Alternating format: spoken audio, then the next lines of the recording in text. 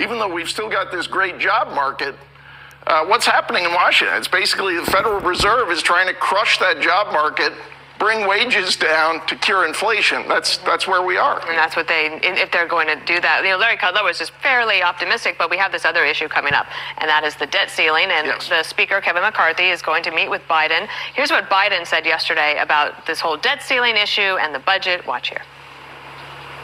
Deputy Director, when you say you want to negotiate, what do you tell me? Show me your budget, I'll show you mine. Found out this morning that the president's budget will be released March 9th, but we have the State of the Union next week, and the budget usually precedes that thing, so that we know what the priorities of the administration are going to be. Yeah, so once again, the president is missing the deadline for submitting his budget. I think that remark of his, it might appear to be just kind of casual and flip, but maybe what we saw there was the beginning of a willingness to negotiate, where they bring out on the table what cuts they could live with, and maybe, I don't expect a lot of cuts coming from Joe Biden, but maybe that's the beginning of a discussion. Wow, very interesting. He might get some Democrats to vote for that in the Senate. Well, certainly, maybe. Yeah, you've got Joe Manchin saying he thinks it's totally legit to say, how do we fix the spending problem as we raise the debt limit? In the meantime, we're going to end the pandemic on May 11th. Have you heard? Okay, not May 10th, not May 12th. That's roughly 100 days from now. Kevin McCarthy said something this week that I did not realize. We get down to Washington periodically, and we know how much parts of that district have changed. Here's what Kevin McCarthy said. Watch here.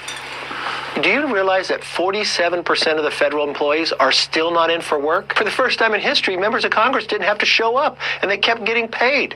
I think people have to show the work ethic. I think people should show up to work, and we're going to pass that bill this week that brings those federal employees back to work to provide the service that they're getting, that the taxpayers are paying them for. I mean, the 47% number is extraordinarily high. I didn't realize it was that case, but that's the case he's making. And I think that case he's making flows into this debt limit fight, because we've talked about how the Fed is basically trying to restrain wages in the U.S. economy to cure inflation.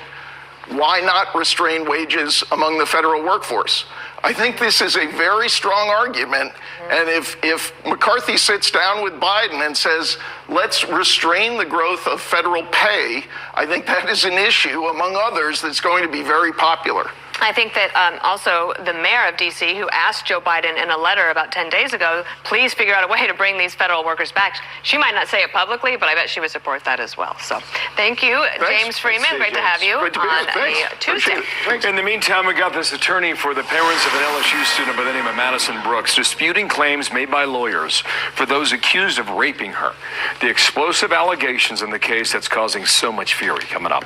Plus, January is National Human Trafficking Month, and one woman shares an incredible story of endurance and survival. It's her story, and she's with us coming up today. Here I was, the only girl, 16, in a sea of men. And that night, I was auctioned off to the highest bidder, over and over again until I passed out. Having diabetes can raise a lot of questions. Like my morning ride. Will it help lower my glucose? With the Freestyle Libre 2 system, you can know where your glucose level is and where it's headed without finger sticks. Know what activities work for you. Manage your diabetes with more confidence and lower your A1C. Ask your doctor about the Freestyle Libre 2 system. It's covered by Medicare for those who qualify. Visit freestylelibre.us/Medicare to learn more. My name is Joshua Florence, and one thing I learned being a firefighter is plan ahead. You don't know what you're getting into, but at the end of the day, you know you have a team behind you that can help you.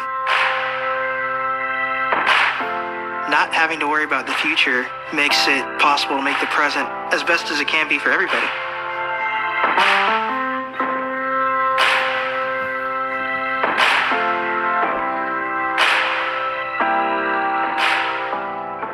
Hello, I'm former Arkansas Governor Mike Huckabee. Did you know that a lack of sleep can lead to very serious health problems? I know, it's scary. You can't fall asleep or you're tossing and turning all night. You can't get the sleep you need to stay healthy unless you use Relaxium Sleep. Relaxium Sleep is a product that's made from natural ingredients, and it usually works from the very first night you try it.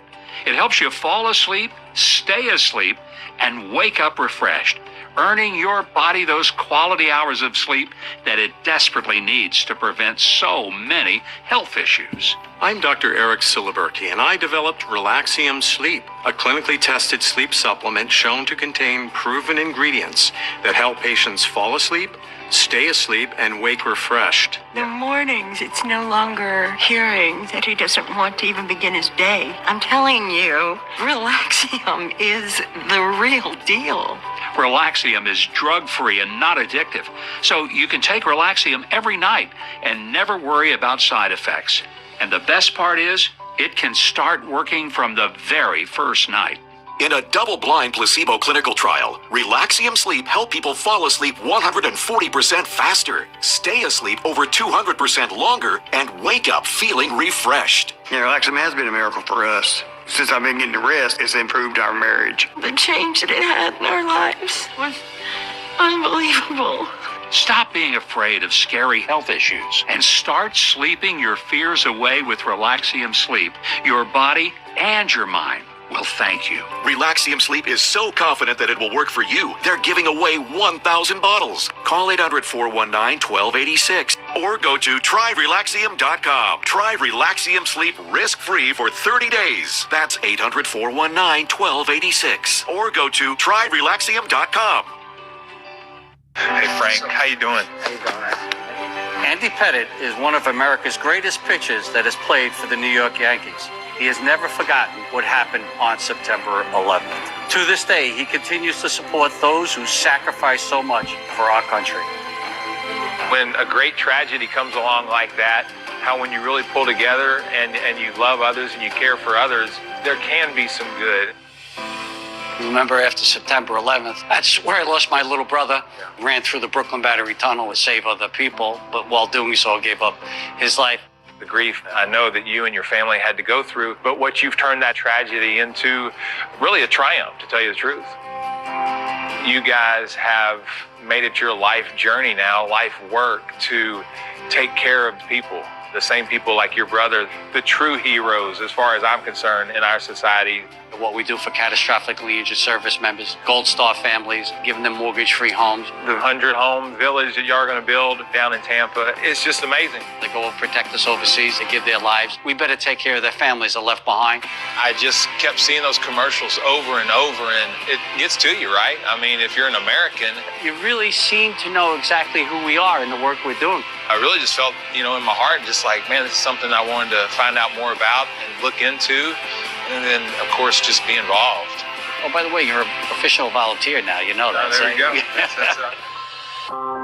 We ask most Americans to do $11 a month. I think most people can make that commitment.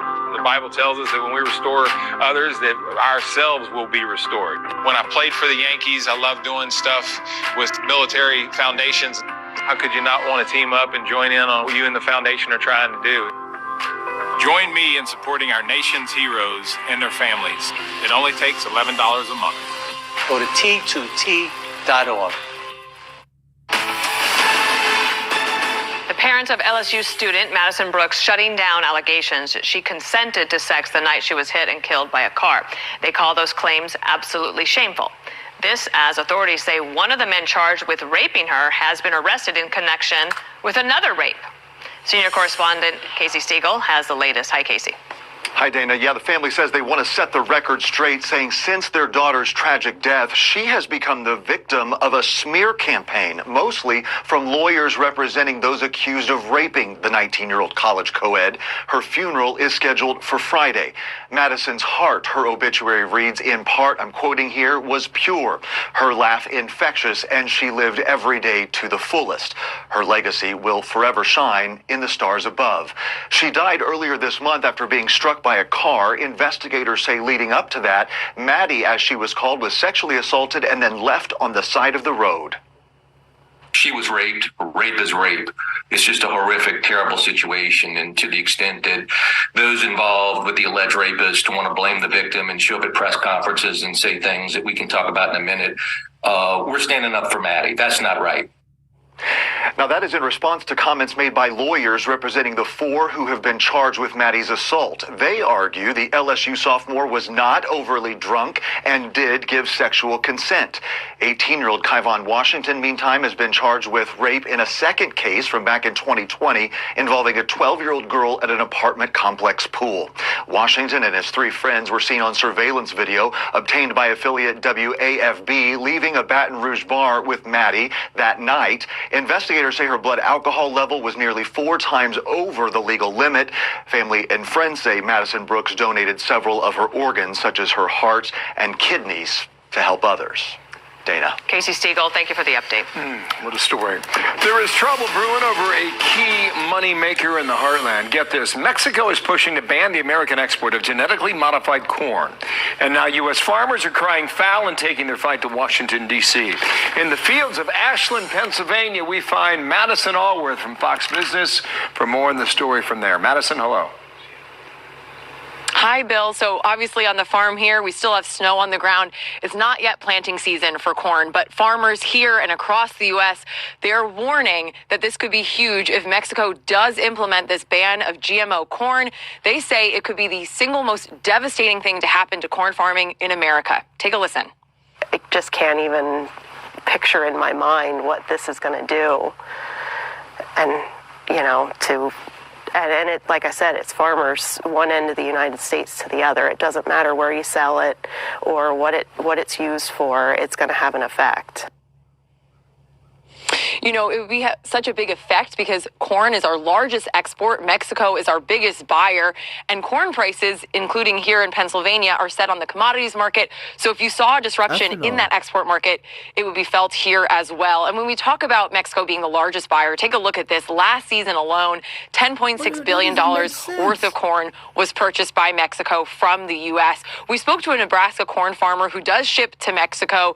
They're frustrated that they're seeing GMO technology, which has been trusted for decades and consumed right here in the U.S., seeing that used as a bargaining chip. They are desperately hoping to see some resolve and for Washington to stay strong on this trade agreement. Take a listen. Our destinies are tied together. They need us as much as we need them. And so we really need to come to the table and resolve this issue and allow GMO corn to continue going into Mexico. So we should see some updates after the meetings today. But in the meantime, Mexico has implemented a 50% tariff on any white corn leaving the country to try to hold on to that produce and potentially in preparation for this ban. Wow. Send it back to you guys, Madison, Bill. thanks. We'll watch it. Madison Allworth in the fields, Pennsylvania. Thanks.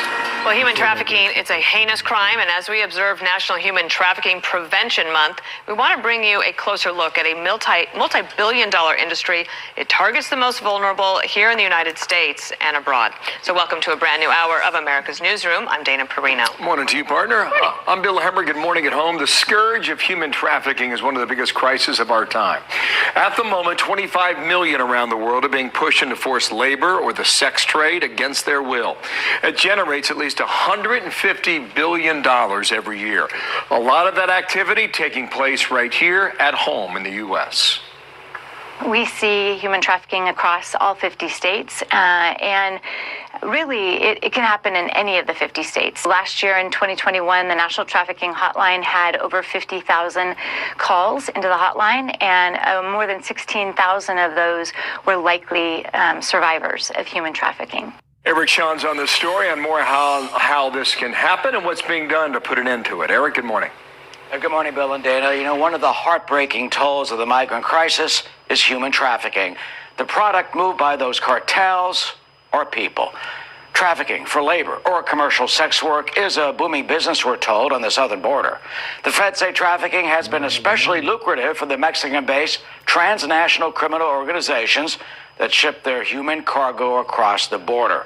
Despite increased law enforcement actions and awareness across the country, officials and lawmakers say trafficking is up.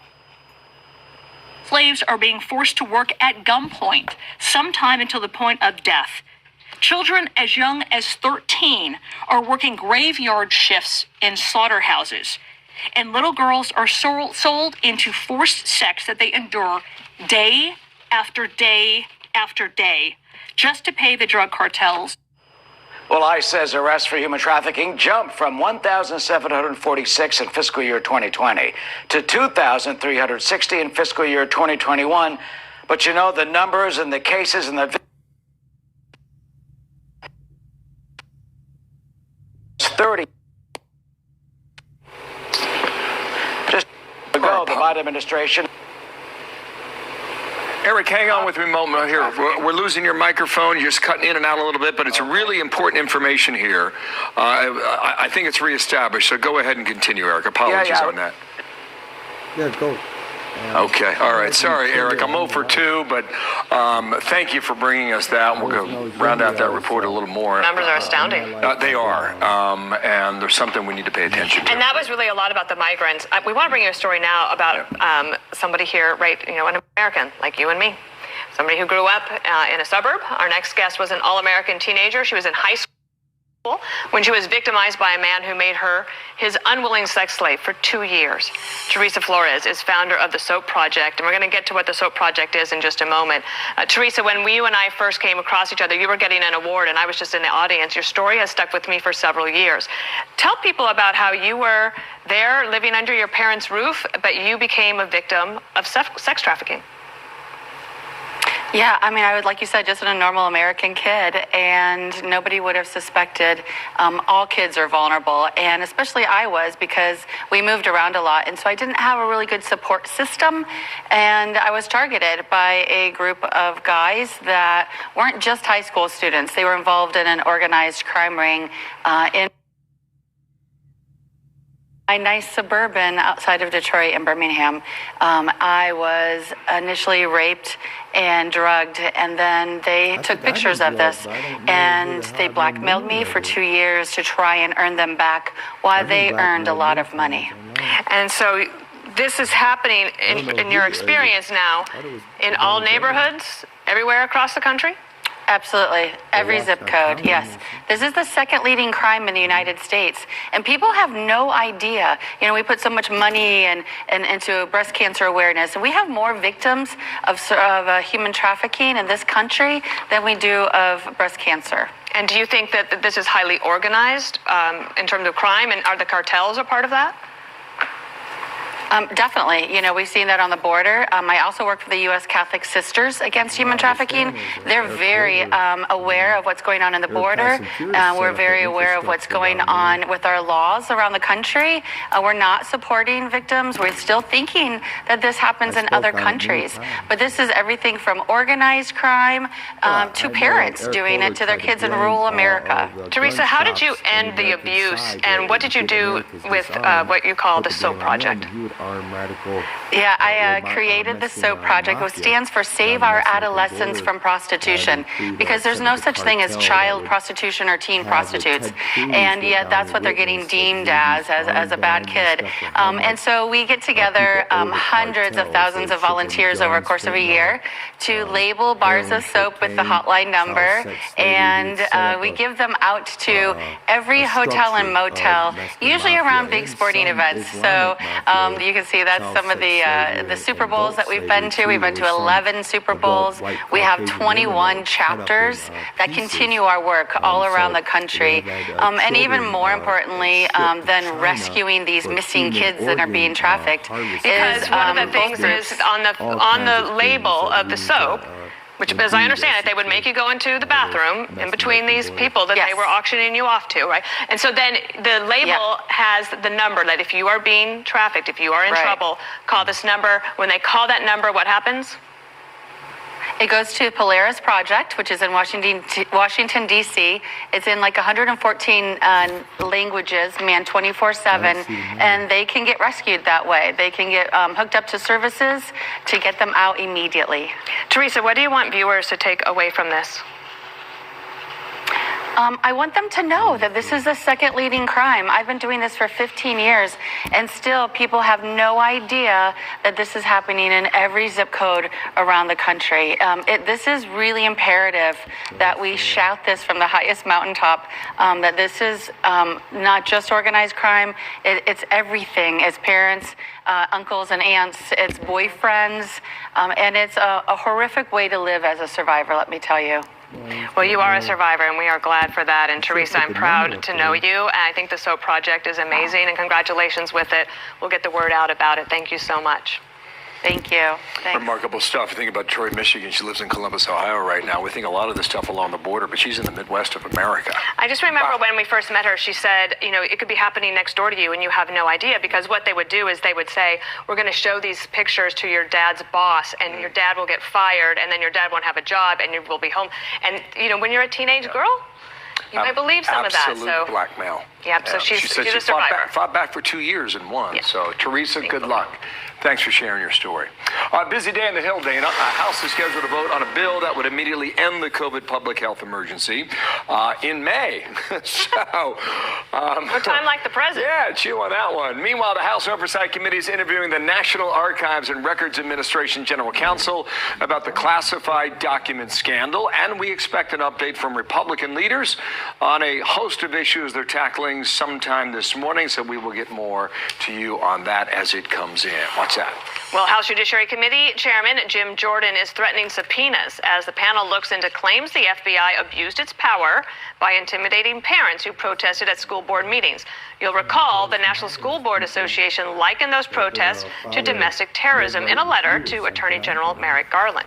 Chief Washington Correspondent Mike Emanuel has more. Hi, Mike. Dana, good morning. The House Judiciary Chairman is demanding answers, writing to Chip Slavin, the former interim executive director of the National School Boards Association, quote, accordingly, we reiterate our request that you appear promptly for a transcribed interview. The committee is prepared to resort to compulsory process if necessary to obtain your testimony. Republicans are eager to dig into the Justice Department's monitoring of parents at school board meetings.